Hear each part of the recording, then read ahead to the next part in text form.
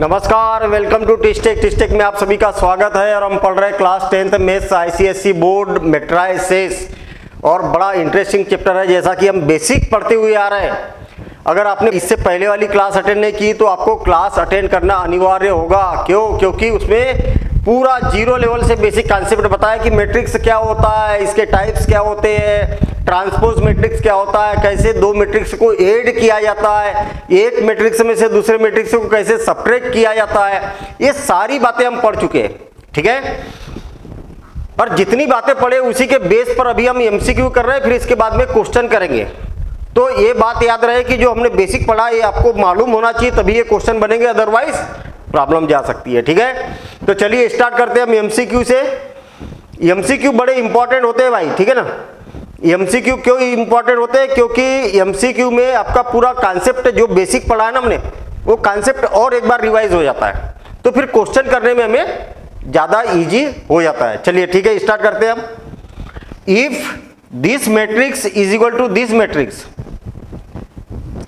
The value of x y a and b, इसके अंदर लिखा है ना एक्स वाई ए एंड इधर बी लिखा हुआ है, इनकी वैल्यूज क्या होगी? तो हमें ये मालूम है कि दोनों मैट्रिक्स क्या है, इक्वल है, तो इसके करस्पॉन्डिंग एलिमेंट्स भी क्या हो जाएंगे, इक्वल हो जाएंगे। बस सिंपल सा काम, बिल्कुल सिंपल। इसका करस्पॉन्डिंग कौन है? ये है। एमसीक्यू है तो ज्यादा माथापच्ची करने की जरूरत नहीं है। x plus 2 is equal to 4, तो x की वैल्यू क्या हो जाएगी, 2 हो जाएगी, है ना। ऐसा लिख सकते हैं हम 4 माइनस 2, तो x इज इक्वल टू क्या हो जाएगा, 2। x की वैल्यू 2 कहाँ है, तो ये वाला तो कैंसिल ही हो गया हमारा आंसर, है ना। बाकी सब में 2 लिखा है। अब मैं y की वैल्यू निकाल रहा हूं, इसके इक्वल टू ये हो जाएगा करस्पॉन्डिंग एलिमेंट्स आर इक्वल, तो y plus 3 is equal to 4, और 3 उस साइड जाएगा तो क्या हो जाएगा, y is equal to 4 minus 3, यानी कि y इज इक्वल टू 1, है ना। 3 उस साइड गया तो पॉजिटिव है, तो उधर जाके नेगेटिव हो गया। तो y की वैल्यू 1 कहां पर है, यहां पर नहीं है, यानी कि ये वाला भी कैंसिल हो गया। ठीक है, चलिए अब आगे देखते हैं हम। इसके equal to a corresponding elements क्या है, a minus 2 is equal to 3, और 2 साइड जाएगा तो क्या हो जाएगा, a is equal to 3 plus 2, यानी कि a is equal to plus का 5। यहां पर माइनस 5 है, यहां पर प्लस 5 है, इसलिए ये वाला करेक्ट आंसर हो जाएगा, यानी कि ये भी गलत है। कितना सिंपल काम है। दो मैट्रिक्स इक्वल मैट्रिक्स होते हैं जब क्या हो, इनके ऑर्डर सेम हो और करस्पॉन्डिंग एलिमेंट्स इक्वल हो। और यदि आपको बोल दिया कि दो मैट्रिक्स ऑलरेडी इक्वल है, अरे ऑलरेडी इक्वल है भैया, उनने अब आपको चेक करने की जरूरत नहीं कि ये इक्वल है या नहीं है, उनने बोला कि ये मैट्रिक्स और ये मैट्रिक्स क्या इक्वल है, तो इसके करस्पॉन्डिंग एलिमेंट्स इक्वल हो जाएंगे, बस खत्म, इतना सा काम है। चलिए आगे बढ़ते हैं हम। a इज इक्वल टू इतना और b इज इक्वल टू इतना, value of matrix a minus b, a minus b, बड़ा सिंपल सा काम है, ज्यादा माथापच्ची और टाइम बर्बाद करने की, एमसीक्यू और टाइम बर्बाद करने की जरूरत नहीं है आपको। इसमें से इसको माइनस करना है ना, a में से b को माइनस करना है, तो 5 में से करस्पॉन्डिंग एलिमेंट्स माइनस हो गए, 5 माइनस माइनस 5, तो माइनस माइनस ये ऐसा होगा ना, 5 माइनस माइनस 5, माइनस 5 को 5 से माइनस करना है ना, तो कितना हो जाएगा, 10 हो जाएगा ना, माइनस माइनस प्लस, प्लस 5, और 5 और 5 कितना हो गया, 10। तो ये तीनों दोनों में है, तो ये दोनों तो कैंसिल ही हो गए, ये दोनों कैंसिल हो गए। चलिए ठीक है, आगे देखते हैं हम। अच्छा अब देखिए ये दोनों कैंसिल हो गए ना, अब ऐसा रिजल्ट देखो जिससे आपका आंसर मिल जाए। यहां और यहां तो सेम है, तो केवल इसको चेक कर लो बस, क्योंकि ये डिफरेंट दिखाई दे रहा, क्योंकि ये तो दो कैंसिल ही हो गए ना, तो इसको चेक कर लो बस। 3 माइनस माइनस 3, तो कितना हो जाएगा, माइनस और माइनस क्या हो गया, प्लस, और 3 और 3 कितना हो गया, 6, तो यानी कि ये भी गलत हो जाएगा, यानी कि करेक्ट आंसर क्या हो जाएगा, सेकेंड ऑप्शन इसका करेक्ट ऑप्शन है। ठीक है ना, तो कितने सिंपल क्वेश्चन दिए हुए, मतलब एमसीक्यू है तो पूरा क्वेश्चन सॉल्व करने की आपको जरूरत नहीं है। ठीक है, मतलब छोटा बच्चा भी कर लेगा, 5th 6th क्लास के बच्चे को भी अगर ये रूल बता दिया जाए तो वो भी कर लेगा। ठीक है ना। चलिए उसको केवल प्लस माइनस करते आना चाहिए। अब क्या बोला है, a is equal to this and b is equal to this and c is equal to A भी गिवन है। Then matrix a plus b और माइनस c, a और b को प्लस करना है और c को माइनस करना है, a और b को प्लस करना है और c को माइनस करना है। इसको और इसको प्लस किया तो कितना हो गया 8, और इसको माइनस किया जाए तो 8 माइनस माइनस 2, यहां पर माइनस 2 है ना, तो कितना हो जाएगा माइनस माइनस प्लस, यानी कि 8 और 2 कितना हो गया 10।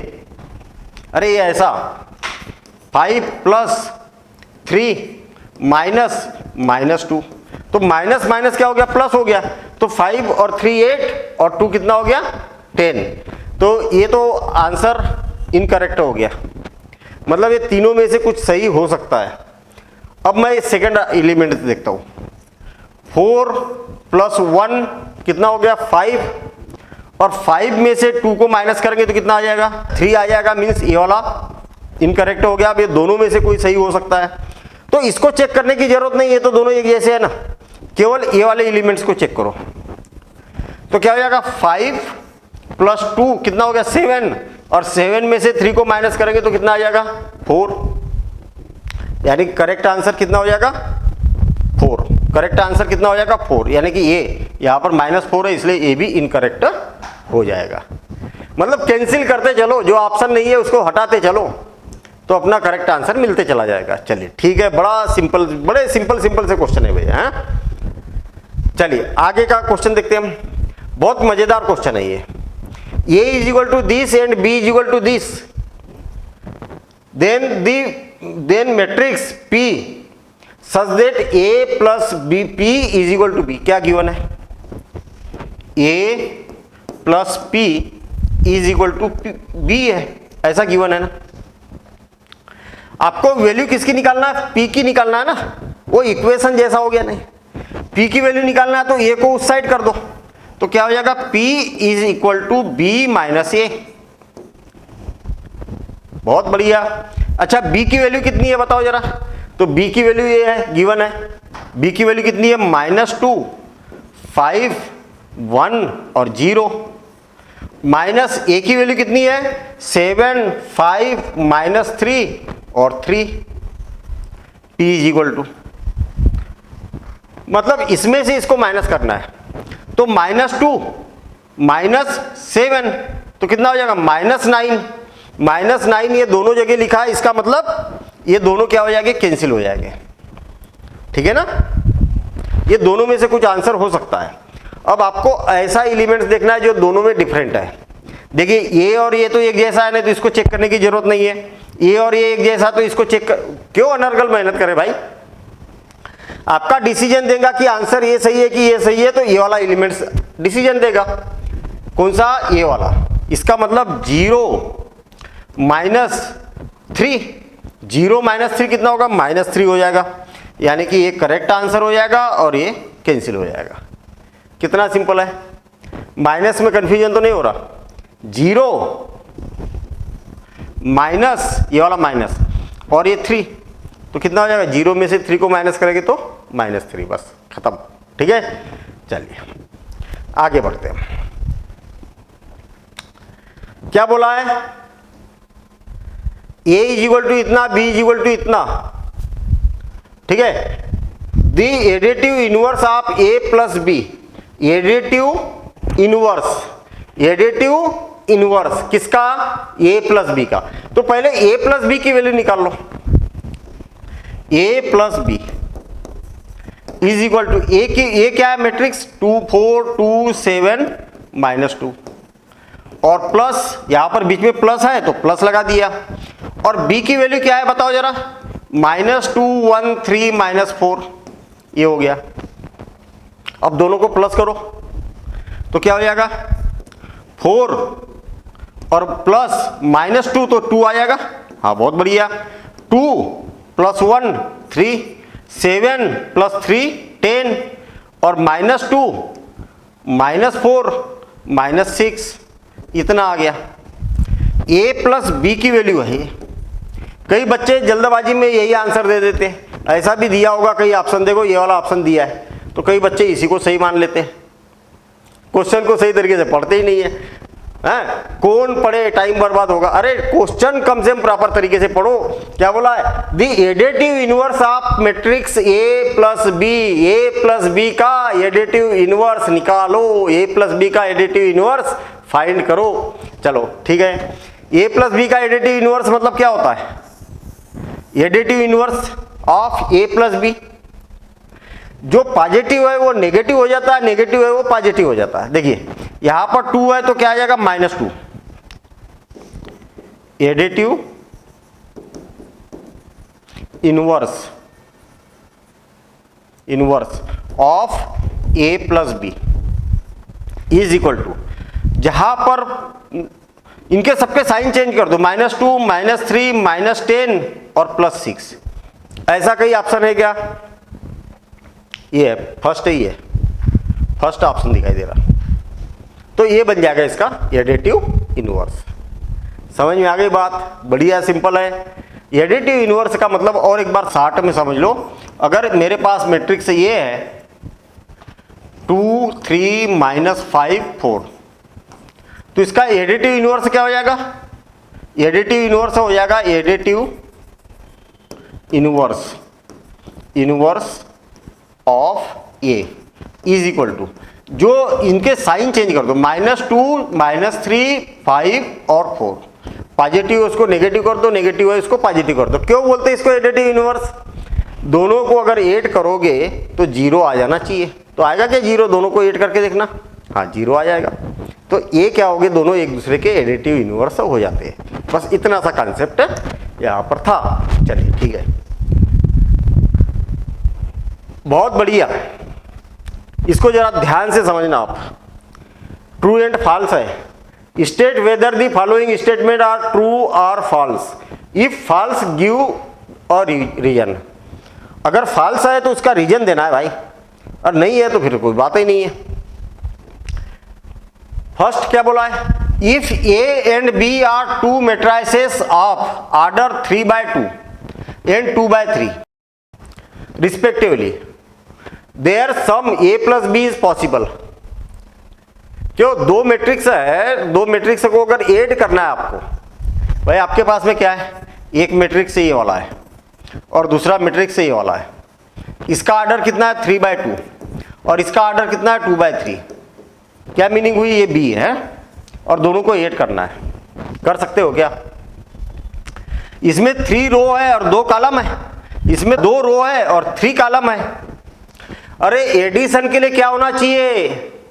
इनके ऑर्डर सेम होना चाहिए। तो हम बोलेंगे भैया इसके ऑर्डर सेम नहीं है तो एडिशन हो ही नहीं सकता। यही इसका रीजन देना है आपको, यही कारण देना है, बस हो गया काम। तो ये क्या है? फॉल्स है। क्यों फॉल्स है? क्यों? क्योंकि ऑर्डर, दोनों मैट्रिक्स के ऑर्डर जो है वो क्या है? सेम नहीं है।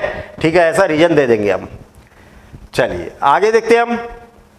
मतलब हमें ये बात पता चली है कि दो मैट्रिक्स का सम या सब्ट्रैक्शन तभी पॉसिबल है जब दोनों के ऑर्डर क्या होना चाहिए? सेम ऑर्डर होना चाहिए। ठीक है, चलिए। दी मैट्रिसेस ए क्या है? 2/3 और बी क्या है? 2/3 आर कंफर्टेबल फॉर सब्ट्रैक्शन। चाहे एडिशन हो चाहे सब्ट्रैक्शन हो, दोनों के ऑर्डर जब सेम रहेंगे तभी हम कर सकते हैं, अदरवाइज पॉसिबल नहीं है। तो ये क्या है? फॉल्स है कि ट्रू है? बताओ जरा। ये ट्रू है। क्यों? क्योंकि इनके ऑर्डर जो है वो कैसे है? सेम है। सेम ऑर्डर ही होना चाहिए, चाहे एडिशन हो चाहे सब्ट्रैक्शन हो। ट्रांसपोज ऑफ 2/1 मैट्रिक्स इज और 2/1 मैट्रिक्स। अच्छा, ट्रांसपोज क्या होता है? जरा एक बार देख लो। मेरे पास एक मैट्रिक्स है और ये है 3 2 1 5 4 3। इसका ऑर्डर कितना है? 2/3 है, मतलब 2 रो है और 3 कॉलम है। अब मैं इसका ट्रांसपोज कर देता हूं, ट्रांसपोज कर देता हूं AT। ऐसा भी डिनोट किया जाता है। ट्रांसपोज को A डैश से भी डिनोट किया जाता है, ट्रांसपोज को A और ऊपर कैपिटल T भी लगा दिया जाता है। तो कंफ्यूजन नहीं होना चाहिए, ऐसा बोला जाए चाहे ऐसा बोला जाए चाहे ऐसा बोला जाए या ट्रांसपोज बोला जाए, तीनों का मतलब, चारों का मतलब एक ही है। ठीक है, चलिए। ट्रांसपोज का मतलब क्या है, फर्स्ट रो को फर्स्ट कॉलम की जगह रखो और सेकेंड रो को सेकेंड कॉलम की जगह रखो, 5 4 3। अब इसका ऑर्डर बता दो मुझे, 1 2 3 1 2। याद रहे कि पहले रो को लिखा जाता है नंबर ऑफ रो, और रो ऐसी वाली होती है, और फिर कॉलम को लिखा जाता है। ठीक है, तो क्या दोनों के ऑर्डर सेम है क्या? नहीं, ऑर्डर सेम है क्या? नहीं है। तो ऑर्डर क्या हो जाते हैं, जस्ट रिवर्स हो जाते हैं। नंबर ऑफ रो की जगह नंबर ऑफ कॉलम हो जाते हैं, नंबर ऑफ कॉलम की जगह नंबर ऑफ रो हो जाती है ट्रांसपोज में। और यहां पर क्या बोला है, इस मैट्रिक्स का ट्रांसपोज करेंगे तो ऑर्डर क्या सेम रहेगा क्या? नहीं, सेम नहीं रहेगा, ये इंटरचेंज हो जाएगा। तो ये क्या हो जाएगा, फॉल्स होगा। क्या होगा, फॉल्स।